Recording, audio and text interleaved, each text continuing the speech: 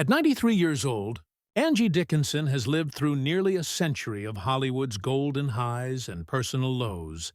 But recently, she finally spoke out about Robert Redford, a man she deeply admired and quietly respected throughout her life.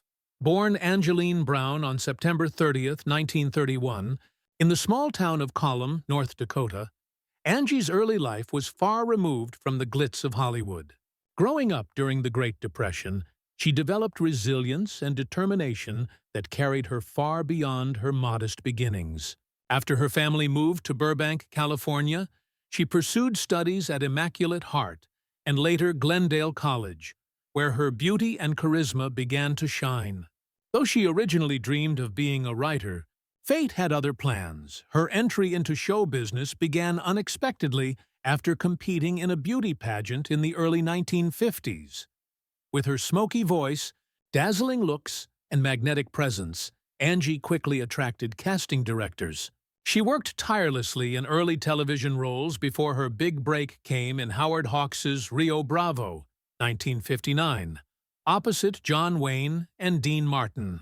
Her portrayal of Feathers, the witty yet vulnerable saloon girl, made her a household name and proved she could hold her own among Hollywood's biggest stars. Through the 1960s and 70s, Dickinson became one of the most sought-after leading ladies. She moved seamlessly between westerns, thrillers, romances, and comedies, delivering performances that balanced glamour with emotional depth. Films like Ocean's 11, Point Blank, and Big Bad Mama showcased her versatility. But it was her role in Policewoman, 1974-1978, that broke new ground. Playing Sergeant Suzanne Pepper Anderson, she became one of television's first female leads in a crime drama, inspiring countless women and earning critical acclaim. Off-screen, Angie's personal life was as complex as her career. She was married twice, first to Jean Dickinson, whose name she famously kept, and later to legendary composer Burt Bacharach. With Bacharach, she welcomed her only daughter, Nikki, who was born with autism at a time when the condition was little understood. Angie devoted herself to her daughter, but tragedy struck in 2007 when Nikki died at just 40 years old. That loss, combined with the pressures of Hollywood, tested her strength but also revealed her resilience.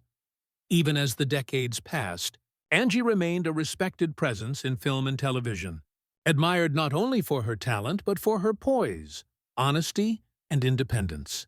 Which is why, when Robert Redford passed away in September 2025 at the age of 89, her words carried a weight few others could match. Speaking softly but firmly, Dickinson described Redford as one of those rare men in Hollywood, not just handsome, but a man of true integrity. She recalled their early encounters in the 1960s, when both were still climbing toward stardom. Even then, she said, you could feel his spark. He had that quiet energy, that sense of destiny about him. And yet he was never arrogant. He listened. He respected the women he worked with. That meant more than people realize. For Dickinson, who often had to fight against the narrow roles available to women at the time, Redford's authenticity and respect stood out. She admired his independence, his activism, and his creation of the Sundance Institute, which gave countless young filmmakers opportunities they might never have had. Robert wasn't just about making movies, she reflected. He wanted to change the world, even if just a little. When asked if their relationship was ever romantic, Angie laughed. People always wonder about that. Robert was the kind of man women adored, and I was no exception. But no, it was never a romance. Maybe that's why our connection lasted. It was built on respect, not baggage. Still, she admitted that Redford had a rare charm. Even in his later years, when his face carried the lines of time, he still had that twinkle in his eyes. He could make you feel like you were the only person in the room. Reflecting on his passing, Dickinson grew quiet. It breaks my heart to know he's gone, but there's comfort in knowing he passed peacefully, in the home he built with his own hands. That was his sanctuary. That was Robert.